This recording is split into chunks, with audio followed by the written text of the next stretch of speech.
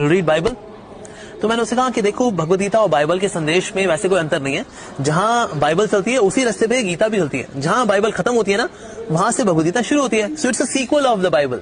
सबसे बड़े जो यहाँ देश के धोखेबाज है वो है इस्कॉन। दोस्तों, हमारे लास्ट वीडियो में हमने आपको बताया कि कैसे हिंदुओं के प्रतिष्ठित धर्मगुरु जैसे शंकराचार्य जी महाराज और श्री राम भद्राचार्य जी महाराज इस्कॉन के विरोध में खुलकर सामने आए हैं और इस्कॉन को एक सनातन हिंदू द्रोही संस्था बता रहे हैं। इस्कॉन पर लगे हुए ड्रग स्मगलिंग, मर्डर और बच्चों के यौन शोषण, बलात्कार और हथियारों की तस्करी जैसे अपराधों का सारा कच्चा चिट्ठा ही हमने आपको पिछली वीडियो में दिखा दिया है। अब दिखाते हैं हमारे भारतीय इस्कॉन डिवोटीज का दोगलापन, तो स्किप मत कीजिएगा। तो अभी कुछ दिन पहले थैंक्स भारत के यूट्यूबर राहुल मौर्य ने इस्कॉन की सच्चाई पर एक वीडियो बनाया, साथ में नेशनल और इंटरनेशनल सबूत भी पेश किए, जिसे देखने के बाद इस्कॉन के ठेकेदार उन पर गालियों की बौछार करने लगे, उन्हें सनातन विरोधी कहने लगे और जेल भेजने की धमकियां भी देने लगे। इन्हीं में जिन महान शख्सियत का नाम सामने आ रहा है वो हैं अमोघ लीलादास जी, जो खुद जीसस क्राइस्ट को अपना भगवान बताते हैं। ये वाला कैसे हो सकता है that Bhagavad Gita is a sequel of Bible? तो मैंने उसे कहा कि अच्छा ये बताओ, गॉस्पेल ऑफ मैथ्यू में लिखा है ना कि जहां पर जीसस क्राइस्ट कह रहे हैं अपने फॉलोअर्स को कि देखो, ऐसी बहुत सारी चीजें हैं जो अभी तुम हजम नहीं कर सकते, अभी तुम समझ नहीं सकते, इसलिए मैं तुमको नहीं बता रहा हूं। तो तुम्हें कुछ बता रहा हूं, नहीं कुछ नहीं बता पा रहा हूं क्योंकि अभी तुम समझ नहीं सकते, राइट। और भगवद गीता के 9 चैप्टर में भगवान कह रहे हैं कि हे अर्जुन, जो मैं तुम्हें बता रहा हूं अब इसके बाद और कुछ भी जानने योग्य नहीं है। दैट मीन्स जो भी जीसस क्राइस्ट ने छोड़ा है वो भगवान कृष्ण ने उसको बताया है भगवद गीता में। So that means Gita is a sequel of the Bible and both are line in same line.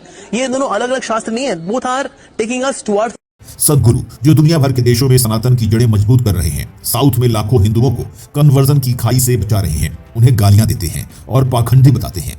Vrindavan के संत प्रेमानंद जी महाराज पर फप्तियां कसते हैं और पंडित धीरेन्द्र कृष्ण शास्त्री जी से अपने फॉलोअर्स बढ़वाने की उम्मीद से हाथ मिलाते हैं। ये प्राणायाम का मजाक उड़ाते हैं और खुद को कृष्ण भक्त कहते हैं। ये मछली खाने वाले स्वामी विवेकानंद का विरोध करते हैं, लेकिन जीसस क्राइस्ट को खुद का गुरु मानते हैं, जो खुद एक मांसाहारी थे। तो अब बताइए, ये दोगलापन नहीं तो और क्या है? और तो और आदि पुरुष मूवी के छपरी डायलॉग्स के कर्ता धर्ता भी यही है और मूवी कंट्रोवर्सी के दौरान ये खूब तारीफें बटोरने में भी आगे रहे। लेकिन दुविधा यह है कि हम ऐसी मूवीज का विरोध तो कर देते हैं, लेकिन असल में सनातन विरोधियों को अपने सर पर बिठाकर घूमते हैं और ये भारतीयों की सच्चाई है। वहीं एक इस्कॉन सनातनी का वीडियो वायरल हुआ जिसमें उन्हें न तो हनुमान चालीसा का पता था, न हनुमान जी का, न बजरंगबली के बारे में कुछ जानते थे, न आरएसएस के बारे में, लेकिन ठोक कर खुद को सनातनी जरूर बताते हैं। वहीं कुछ दिनों पहले कांग्रेस के एक प्रतिष्ठित चेहरे मेनका गांधी ने इस्कॉन के ऊपर गौ हत्या के जैसे संगीन आरोप लगाए। उनका कहना था कि इस्कॉन अपने गायों और बछड़ों को सबसे ज्यादा कसाईयों के पास भेजते हैं, कटवाते हैं और सनातन के नाम पर कलंक लगा रहे हैं। इसके जवाब में उनके ऊपर करोड़ों का जुर्माना लगाया गया और कई आरोप लगा दिए गए। और इसके प्रत्युत्तर में अमोघ लीलादास ने एक निजी गौशाला में जाकर गाय का चारा डलवा दिया, लेकिन जल्दीबाजी में बेचारे धान और चावल को अलग अलग बता गए और आंकड़ों में पता चला कि भारत के आर्य समाज की गौशालाओं में जितनी गायें मौजूद हैं उसकी 10% गायें भी इस्कॉन की गौशाला में नहीं है।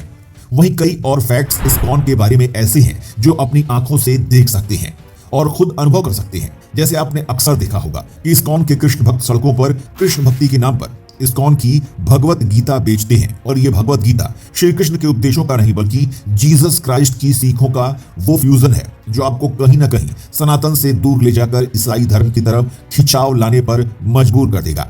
अब भाई, इस्कॉन के धर्मगुरु खुद को जीसस क्राइस्ट का चेला जो बताते हैं, वहीं कभी भी आप इस्कॉन मंदिर में जाइए, वहां के काम करने वाले कृष्ण भक्त आपसे हक से चंदा मांगते हैं और चंदे में मांगी गई धनराशि के लिए एक से बढ़कर एक दलीलें भी पेश करते हैं और ये दलील उनके मुताबिक बिल्कुल जायज होती है। वहीं अगर आप इनके मन मुताबिक धनराशि देने में नाकामयाब रहते हैं तो ये आपको ऐसी हीन भावना से देखते हैं कि आपको खुद के ऊपर शर्म आने लग जाए। अभी कुछ समय पहले तक इस्कॉन की ही संस्था का एक मंदिर अपने निर्माण कार्य में था। इसके प्रचार प्रसार के चलते अमोघ लीलादास ने तमाम एडवर्टीजमेंट किए और इनके जरिए लोगों से खुले मुंह से चंदा मांगा, मानो जैसे भीख मांगने का कोई नया तरीका हो।